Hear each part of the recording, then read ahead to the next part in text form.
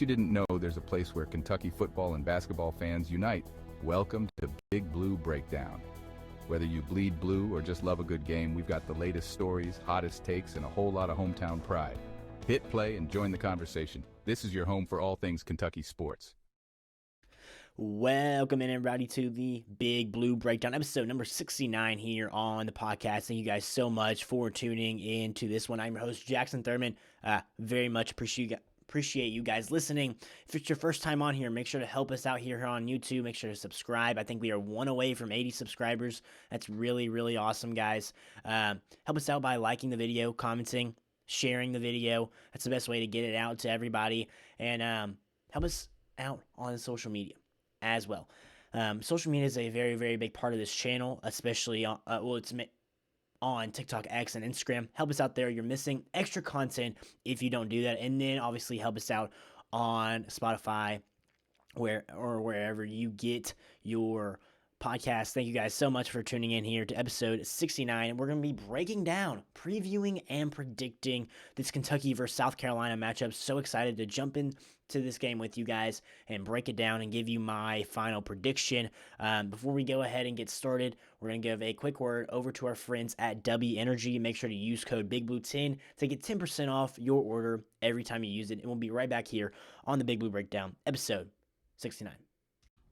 Hello, everybody. We wanted to take a break in this episode to tell you about our friends over at W Energy. W is a clean energy drink that is made to give you focus with no crash, jitters, or angst like any other energy drink. Some facts about W. Number one, it's zero sugar, artificial colors, or dyes, or hidden ingredients. It is also gluten-free. Number two, all flavors are unique and custom made by W. You'll never taste anything like a W drink. Number three, the drinks are $1 or less, guys. That is cheaper than Starbucks or any canned drink. Lastly, it is made in the U.S. It is close to home. Guys, if you guys are looking forward to going to a Kentucky football game or Kentucky basketball game and you need some energy, get W. W is the perfect thing for you working out and you need some energy. You need W. You need W throughout the day. It is for you.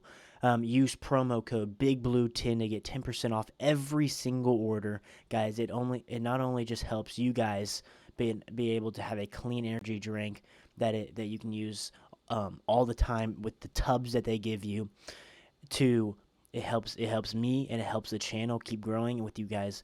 If you guys do that, it helps us post more content and helps them, guys. So it's a win-win-win for everybody. But thank you guys so much for your time here. Please go check out W. Check out their website. And when you are about to purchase something, use promo code BIGBLUE10 to get 10% off your order.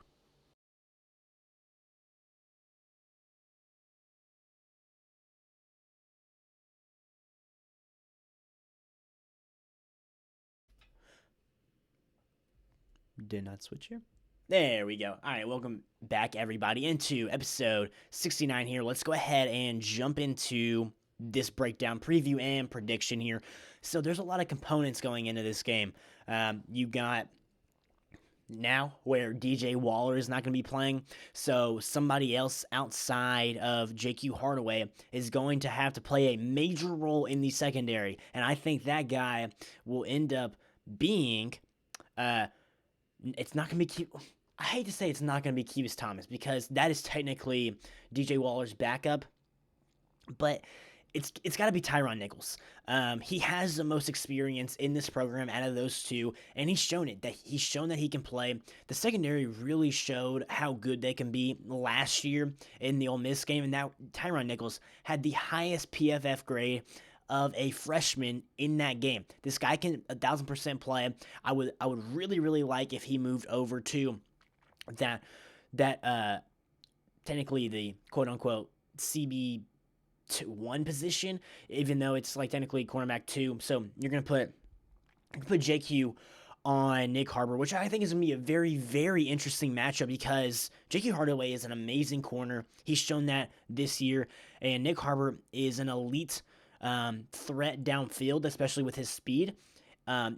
If Kentucky is able to hold him accountable, that's going to be because of J.Q. Hardaway. But in this one, Tyron Nichols is going to play a major, major part because of a really, really good corner in our other starting corner in DJ Waller being out. Now, Kevis Thomas, he got burnt a little bit last game, but it's good to see that Tyron Nichols is back healthy, so that's going to play a major part. But the big news here is, what I'm trying to say here is the cornerback position, I think, should be fine because of Tyron Nichols over there. But the main thing is South Carolina may be missing their best offensive lineman in this game, and that is going to hurt them a lot because their offensive line has not been good to this point, like at all. They have not been good, and they haven't been good in a couple years. So to lose this guy at this time, playing a really, really good interior defensive line and some solid edge guys, it's going to be tough for this offensive line of South Carolina to keep Lenore Sellers comfortable in the pocket. All these different components, a redshirt freshman getting his first SEC start on the road at night in South Carolina, in Columbia. It's going to be really, really tough. All those components about Kentucky not playing well off of bye weeks, not being prepared, a little bit of the injury thing with the corners. All these things can go into this, but I'm going to give you 4 keys for a victory for the Cats. And I believe if they succeed on these keys, they will win this football game. And yes, guys, this is a very, very winnable football game for both teams, but I'm specifically talking about Kentucky here. This is one of the SEC games that you can get. And we don't know how many we're going to get like that. So we have to take advantage of this, and this is a really, really good opportunity to do that. So 4 keys to a win for Kentucky. Number 1 is going to be a fast start, and let me tell you why. Well, we've had fast starts in all 3 of our games so far. You look back to Toledo. We have a pick on our first defensive possession, and then we end up scoring from there, right? Ole Miss game, 2 picks in the first quarter. We go up 10-0. Eastern Michigan game, we get a pick to start the game and get on the board like 14-0 to start out the game. Very, very good starts so far for the Cats this year.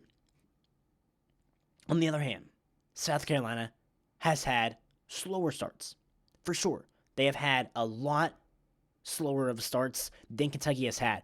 But the reason I say this is not because of that. It's because whoever scores first and gets a lead first, I'm not just saying a touchdown. I'm talking, 10 to 14 points gets the lead against the other team, gets a fast start against the other team.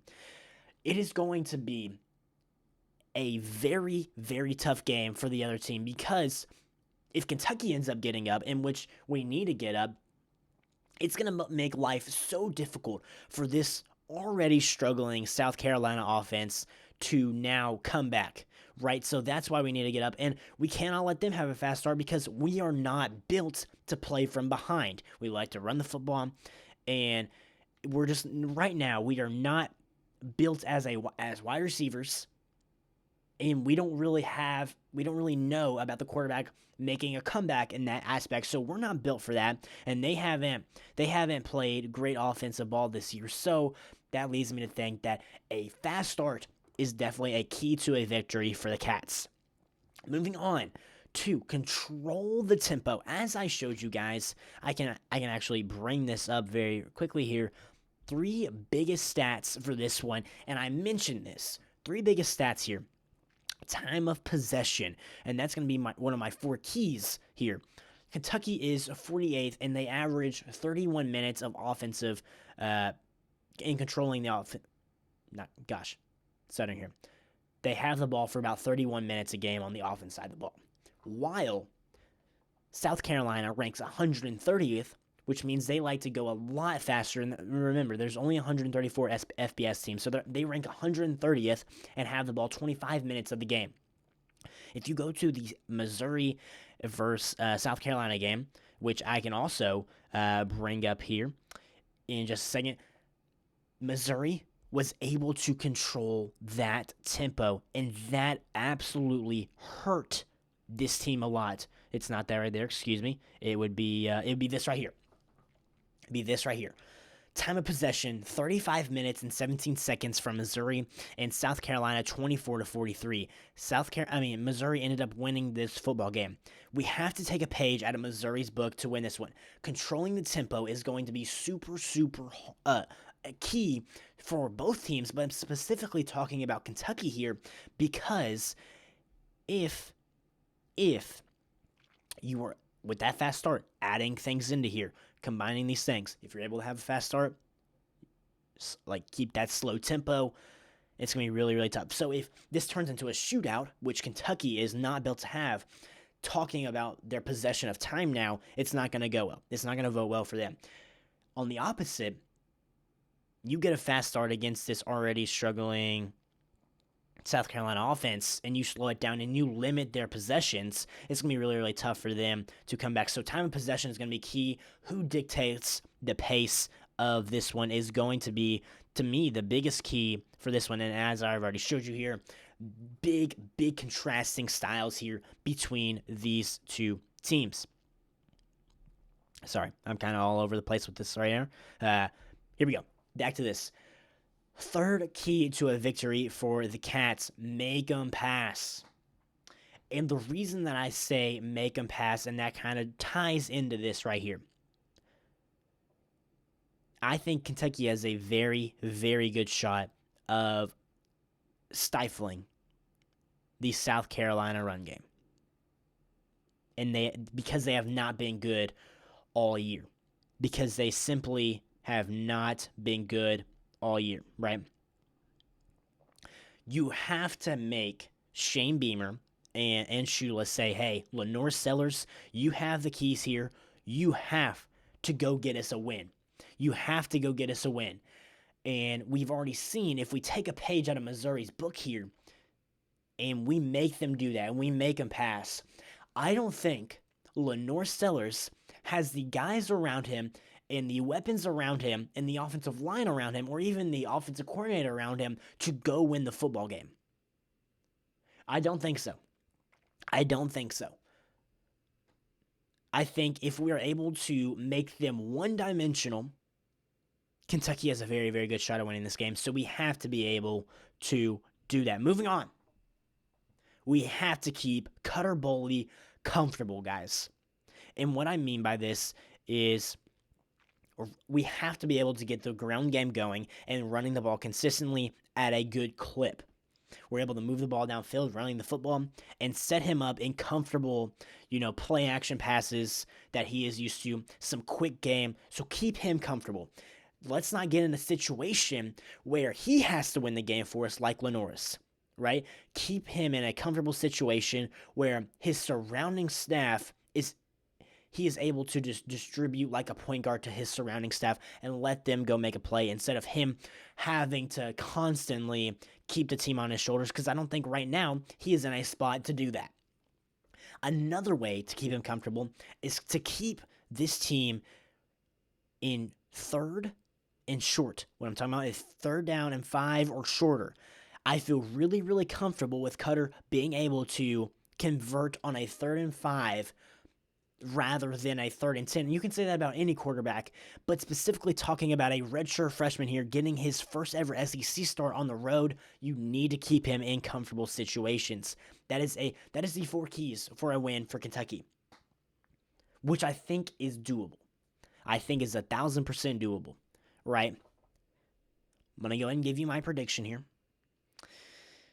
All that being said, and I hate to do this, I bet you already know what's coming. I absolutely hate to do this. All right? Hate it with all of my... Because I think there is a legitimate shot that Kentucky walks into Columbia, South Carolina, and gets a dub. And I think it's a winnable game, and I think that we're going to be prepared. But I do think right now, South Carolina needs it a little bit more than Kentucky. They are in desperation mode as of right now.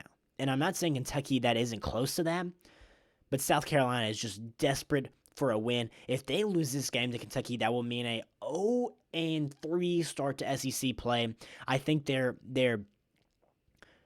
chances of a playoff, which going into the year, what's their expectation? I don't see them. It's going to be a struggle for them to make a bowl game, even if they get a win here. But what I'm trying to say here is they need it more. They're going to be desperate. They play at home. I think there's a lot of things going in their favor in that aspect. Actually on the field, I think there's a lot of things that go in Kentucky's aspect, but I think Shane Beamer's going to get them ready because they are so desperate for a win. I think that they win by a field goal. I'm taking the under on the 6.5. So I just think the desperation for this program and with Shane Beamer, they're going to be able to get it done, but only by 3. I think there's so many good signs for Kentucky in this one, and it's not the end of the road, but it'll be a tough loss. I hate to predict that, but I'm going to.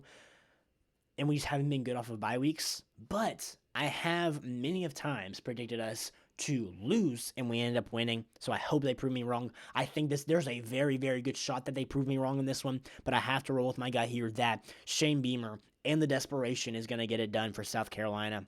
But I appreciate you guys coming in and listening to my preview and prediction for the Kentucky versus South Carolina game. Make sure to watch it and then tune in. It'll probably be on Sunday, would be my review and recap of this game. Hopefully the Cats get the W. Tune in tomorrow morning, Saturday morning, is going to be my coffee before college football. We'll be in a different location. You'll see that then. Just to predict the best. This is going to be guys, this is going to be the best week of college football yet. Game day, right?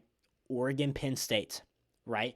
Number 2, Alabama at Georgia. Of course, we'll be playing while that's happening, but that's a tremendous game right there. LSU goes on the road to Ole Miss. We'll be breaking all those games down tomorrow morning. Come check us out. Coffee before college football. This will be the week 5 edition of that, but I think Kentucky has a legit shot here. I just think the desperation in Shane Beamer will get it done. Again, say it one more time. Kentucky has a legitimate shot in this one. Thank you guys so much for tuning in to episode 69 here on the Big Blue Breakdown. Make sure to go follow us on social media and on Spotify. Help us out here on YouTube as well. And as always, go Cats.